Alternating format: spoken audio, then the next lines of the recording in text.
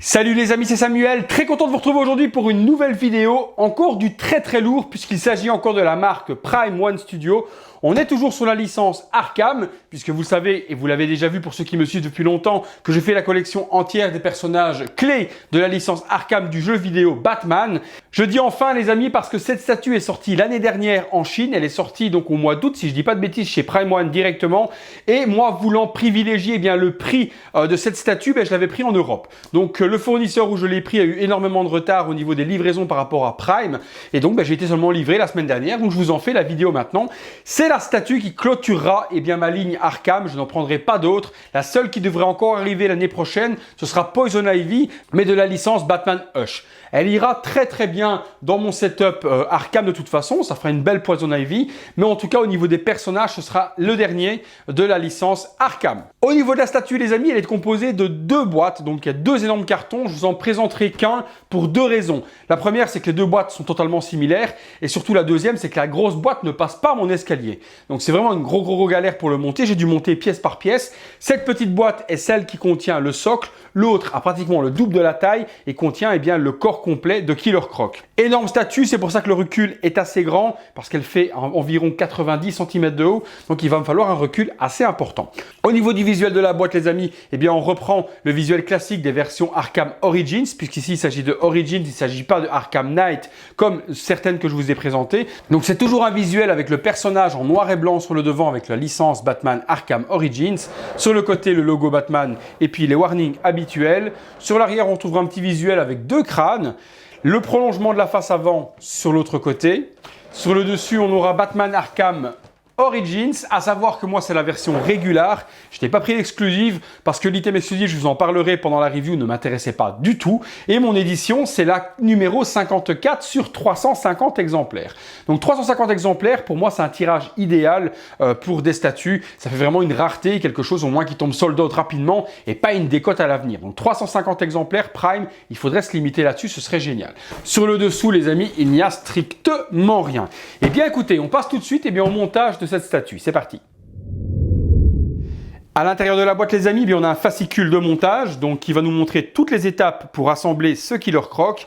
Et puis toujours donc la statue en format final, le petit visuel et où mettre les parties. Donc là je vous reprends, comme ça vous le verrez au niveau des cartons. On avait un carton complet avec le socle et puis un autre carton dans lequel se trouvaient les deux parties de Killer Croc, à savoir le torse, les jambes, les bras, etc. On est parti maintenant pour le montage. Montage de la statue les amis, et comme d'habitude pour commencer on passe sur la base. Alors la base elle est juste immense, elle doit faire facilement plus de 30 kg, elle est juste monstrueuse. Elle est vraiment très grande, c'est la plus large, elle est même plus large que la base que je vous ai présentée de Mr Freeze. Donc c'est vraiment la plus grande base de chez Prime aujourd'hui au niveau de la licence Arkham. Donc le socle représente les amis des égouts. Donc on a vraiment une représentation avec un caniveau, des tuyaux, etc. Des petits morceaux de papier qui protègent des vraies chaînes que je vais enlever tout de suite après. On a donc deux tuyaux sur l'avant, pas mal d'architecture métallique, des morceaux d'ossement. Alors première constatation les amis, c'est surtout au niveau de cette partie que vous voyez en même temps le petit visuel sur le côté. On a une partie qui est censée représenter un petit peu d'eau baveuse avec de la vase, ce genre de choses ou autre, et c'est très mal représenté. Ça c'est vraiment très dommage. Ils auraient pu mettre par-dessus, couler une espèce de résine transparente pour faire une imitation d'eau. Ici on a juste un paint verdâtre qui a été mis sur les ossements qui eux-mêmes ne sont pas super bien peints et pas super réalistes.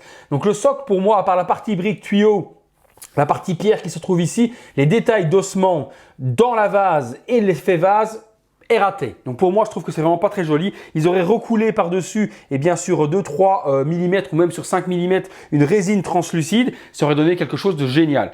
Il est peut-être possible que moi, personnellement, je fasse un petit coffret et que je m'amuse à recouler une résine translucide afin d'avoir cet effet d'eau par-dessus. C'est possible que je le fasse et que je customise ce socle parce que là, comme il est là, je trouve que Prime nous a déjà habitués à autre chose. Après, par-dessus l'eau, ils nous ont placé une espèce de peinture vernie pour donner l'effet reluisant.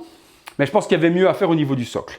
Alors, je continue. Rien sur les côtés, il y a un trou ici. Donc, on verra après ce que l'on met à l'intérieur. Sur l'arrière, on retrouve le logo Batman avec le super tuyau. Cette partie réalisation est super jolie. Et puis on a un crâne également ici sur le dessus qui est moulé et qui n'est pas amovible. Donc la base est très jolie, mis à part donc ces petits détails d'ossements qui sont pour moi un petit peu bâclé et puis cet effet de vase qui n'est totalement pas bien représenté pour moi.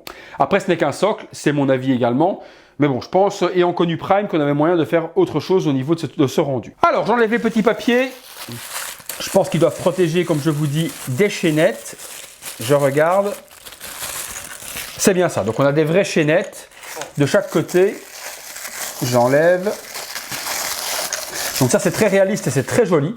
Ils auraient pu faire un truc en plastique ou autre. On a des vraies chaînes qui sont représentées devant avec les parties donc, qui tiennent le tuyau. Donc ça, c'est très beau. Sur l'arrière, il y a encore autre chose aussi ici qui est maintenu également par du papier. Alors, j'enlève. Voilà, donc cette partie est enlevée. Et là également, on a une chaîne qui pend, qui est très, très jolie également. Donc voilà, vraiment avec un superbe effet rouillé dessus. Non, ça c'est propre, c'est vraiment quelque chose de top. Et puis ça donne un petit plus et un petit peu plus de réalisme au diorama.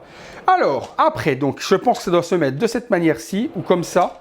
Ensuite, les amis, par-dessus, on va venir mettre les jambes de notre ami Killer Croc. Alors, oh la vache, c'est lourd aussi.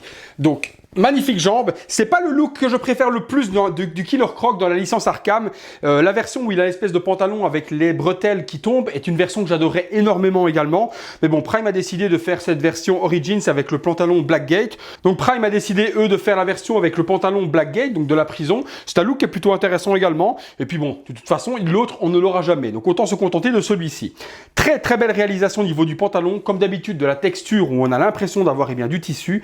L'inscription Blackgate est donc peinte ici par devant également avec plein de parties donc qui retiennent la couture pour ne pas qu'elle craque. Une superbe ceinture également qui est tout sculptée, donc tout est vraiment en résine, il n'y a pas de tissu du tout sur la statue, donc pas de mix-on média ni quoi que ce soit. Même chose au niveau des bandelettes, au niveau des parties jambières, tout est vraiment en résine. Ici devant on va venir se mettre la grosse attache métallique que l'on vient placer par devant. Au niveau des pieds, c'est une dinguerie, j'ai vraiment l'impression d'avoir crocodile. Tout ça est dû forcément à la résine transparente qu'utilise Prime One pour faire ces moules. Donc on a une résine translucide qui donne un réalisme de peau, de texture, de chair qui est vraiment exceptionnel et qu'on ne retrouve pas forcément dans les autres fabricants tels Sideshow, Iron Studio, ce genre de choses. Ici Prime maîtrise vraiment le sujet au niveau de la résine. Au niveau des ongles, on a vraiment l'impression d'avoir de l'ongle, vraiment. Donc vraiment une superbe réussite.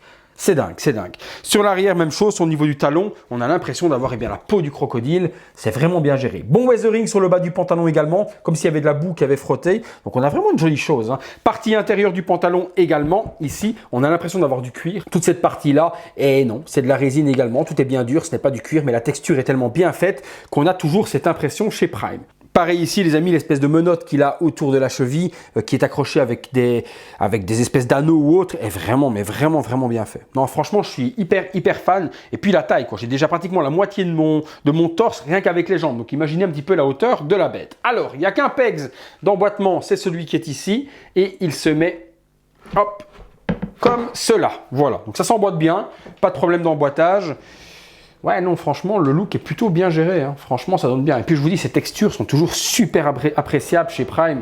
Regardez l'arrière du pantalon, tous les ombrages, etc. Non, franchement, c'est top. Top de chez top. Après, on va venir mettre le torse de l'ami. Alors, très lourd aussi. Résine pleine aussi pour le torse. Un truc de malade. Un truc de malade également.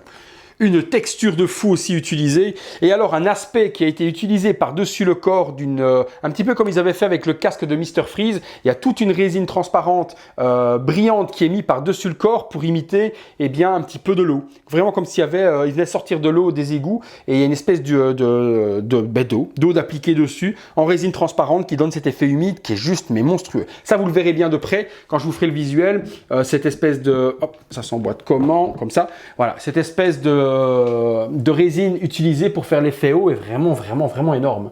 Il y en a partout sur le torse. Et ça, peut-être que de loin, vous ne le verrez pas. Donc, il faudra peut-être que je vous fasse le gros plan tout à l'heure où vous le verrez un petit peu mieux. Alors, la pose est un petit peu recroquevillée. Regardez le monstre. Il est donc recroquevillé sur lui-même. Moi, j'aurais préféré l'avoir un peu plus droit, en pose un peu plus Bastial ou autre. Là, il est recroquevillé sur lui-même, ce qui fait qu'au final, par rapport à un Bane qui est là derrière, et vous l'avez vu pour ceux qui sont un petit peu plus observateurs, qu'il y a un trou maintenant là-bas, parce que c'est là-bas que va nicher mon ami Killer Croc, donc sa place est prête. Donc, par rapport à un Bane qui va se trouver à côté, il ne va pas forcément être plus grand que Bane. Forcément, il est beaucoup plus massif et la base est beaucoup plus basse également qu'une base Arkham classique. Donc ça va nous faire une statue de la même taille que les autres, mais forcément beaucoup plus large et beaucoup plus bestial. Donc c'est pas mal. Maintenant qu'il soit recroquevillé sur lui-même, ça me pose un autre problème que je vous expliquerai tout de suite après, surtout au niveau de la tête. Mais ça, je vous l'expliquerai tout à l'heure lorsque j'aurai tout monté, pourquoi est-ce que cette pose recroquevillée me pose souci. Qu'est-ce qu'on rajoute d'autre, les amis? Eh bien après, on a les bras. Bon, ben on a la partie... Hop, non, on a la partie ici qui vient se mettre par devant. Donc c'est la partie ceinture qui imite donc une grosse plaque de métal. C'est en résine complet aussi, c'est pas du métal du tout, mais l'effet est plutôt bien géré, l'effet de rouille aussi. Alors ça vient se clipser, voilà, comme ça. On a ensuite les bras. Alors les bras, j'ai l'impression, mais j'ai même pas l'impression, les mains sont de la taille de mes mains. Donc on a, pour une statue qui 1/3, donc c'est pas du 1/2 ni quoi que ce soit, mais c'est une statue de taille 1/3, donc 1/3 d'une taille normale, il a une main aussi grosse que la mienne. Donc c'est un truc de malade, de ouf. C'est un truc de ouf. Alors, il y a des petits pegs dessus au niveau de la main. Pour les bandages sont gérés de ouf également. On voit les petites parties de crocodile qui ressortent à travers les bandages. Et puis, le weathering utilisé dessus est dingue. Oh, la qualité également, les amis, au niveau des mains, au niveau de la résine transparente, etc. utilisée, les ongles et tout.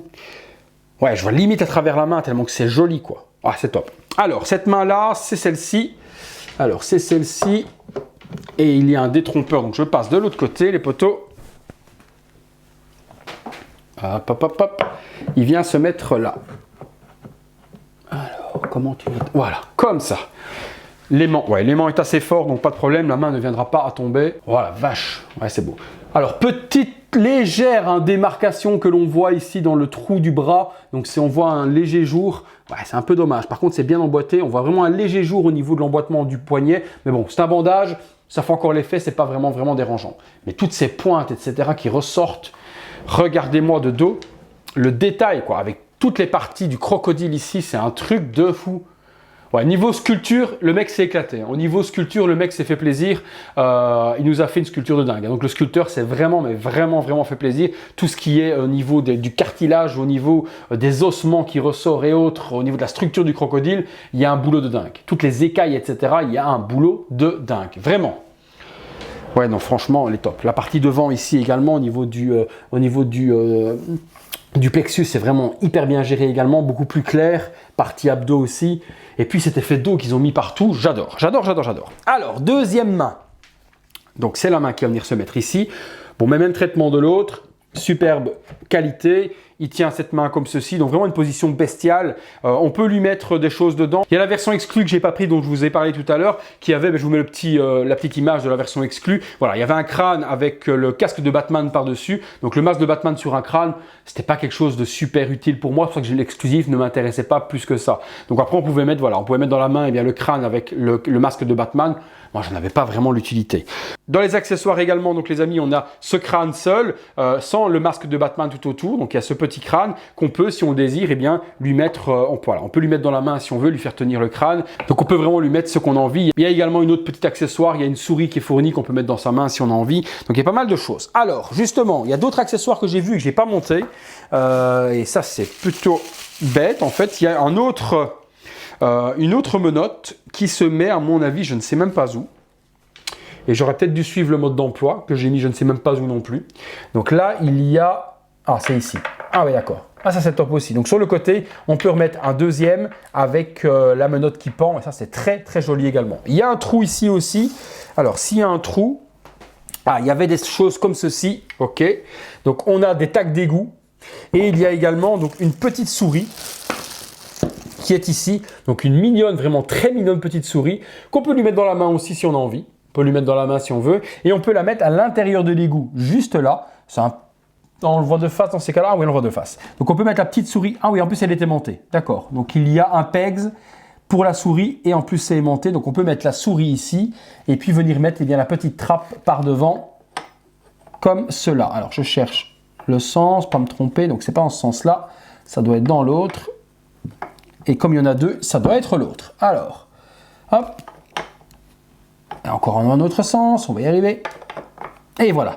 Donc on peut mettre la petite souris ici à l'intérieur et puis venir mettre la trappe d'égout par-dessus. Il y a forcément donc une autre trappe d'égout qui va se mettre de l'autre côté, parce que forcément c'est le prolongement du tuyau que l'on met ici pour finir le socle. Donc ça c'est tout. Après j'ai les bandelettes. Donc j'ai quelques bandelettes qu'il va falloir mettre sur les mains. Donc 1, 2... Il y a quelques bandelettes, donc je vais regarder où va quoi. Donc des petites bandelettes et cette fois je vais prendre quand même le manuel pour savoir où quoi va où. Il est là. Alors on a une grande bandelette comme ceci qui vient se mettre. Alors c'est toujours bien expliqué chez Prime, c'est ça que j'adore. Alors grande bandelette. Alors il y a des bandelettes pour les pieds, donc c'est des petites. Donc on a des bandelettes pour les pieds. J'en ai ici. Je regarde où est-ce qu'ils me disent qu'il faut mettre des bandelettes. Alors, bandelette. Donc, il y a des bandelettes au pied. Ok, j'en vois une, ici. Mais c'est pas là. C'est pas là.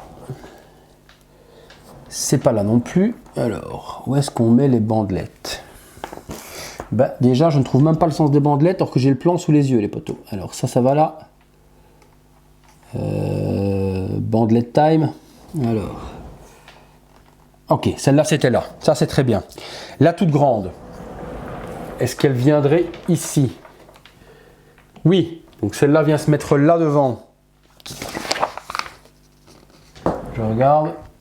Oui. Alors, après, on a une petite ici en dessous. Parfait. Et puis, la dernière qui est ici, qui, elle, se met... Alors, au niveau du pied, j'ai mis... Alors, au niveau du pied, je l'ai mise. Ici, est-ce qu'il y en a une autre? Oui, il y en a une autre ici. Et celle-là vient se mettre juste là.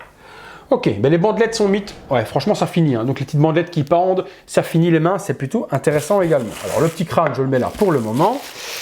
Ensuite, vient les têtes. Donc, il y en a deux. Donc, deux têtes sublimes. Donc, une qui va être comme celle-ci, qui est donc bouche fermée. Donc, résine translucide également, vous le voyez dans le visuel juste à côté. Une dinguerie au niveau de la réalisation, même chose, toute la partie crocodile sur le dessus. Les yeux sont sublimes également. Des petites écorchures partout sur le front, sur le nez, la bouche, les dents. Oh là là, résine translucide, on a l'impression d'avoir de l'émail.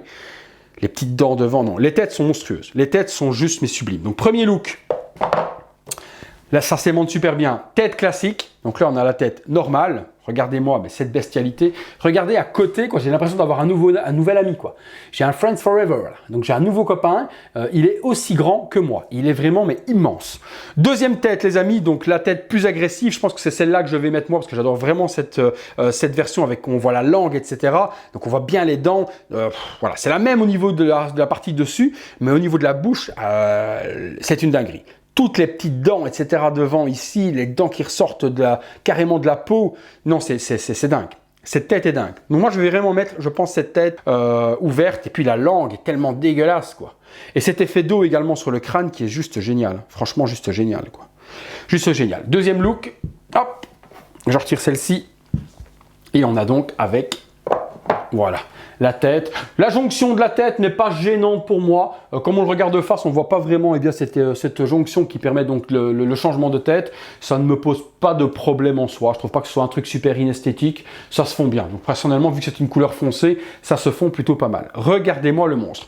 Avant la conclusion, je vous ferai un comparatif avec le Batman juste à côté, que vous puissiez voir eh bien, la différence de taille avec Batman et au niveau de l'envergure également, ce que ça donne, puisqu'il se trouve juste là derrière, mais je vous le mettrai juste ici à côté, que vous puissiez voir les deux. Eh bien, on va passer sur un visuel 360 degrés. Je vais essayer au mieux que je peux, puisque mon petit plateau tournant électrique ne supportera pas le poids de ce monstre, qui fait à peu près, je pense, 45 kg.